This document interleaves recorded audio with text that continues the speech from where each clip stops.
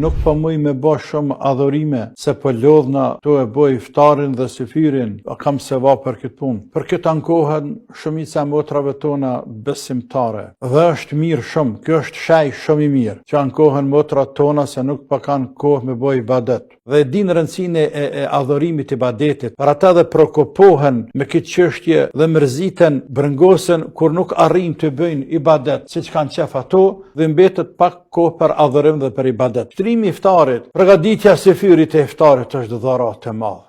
Me dhanë rëbë veçpis me hangër buk 30 dit. A di çka do të thotë ajo? Po sa mashkujt rrin tan ditën se fërzbojnë, iftar nuk bojnë, o fjalë nuk përgatisin. Ndoshta edhe punë nuk bëjnë ku me ditë sa për dynja, edhe ibadet nuk bëjnë ku me ditë sa. Ndërsa këtu motrat, nanat, zohet e shtëpisë janë tan ditën aktiv në punë. Prej kur qohem në bëj së fyrin, e me falë sabahun, e me përgatit fëmin për shkollë, e punë të shtëpisë, e pastaj me fillu për iftar, me përgatit iftarin. Koha shumë e ngushtë për to, pra janë shumë të angazhuara. Motra duhet me bot diçka edhe natën. Mos më shmi fali 20 rekatate taravih, ani motër fali 8, fali 12, atë sa mundesh. Bën dhikr, istikfar, të përgatit zëfirin, të thonë stakfirullah, stakfirullah, stakfirullah, stakfirullah. Allahu ju rujtë e ju dasht.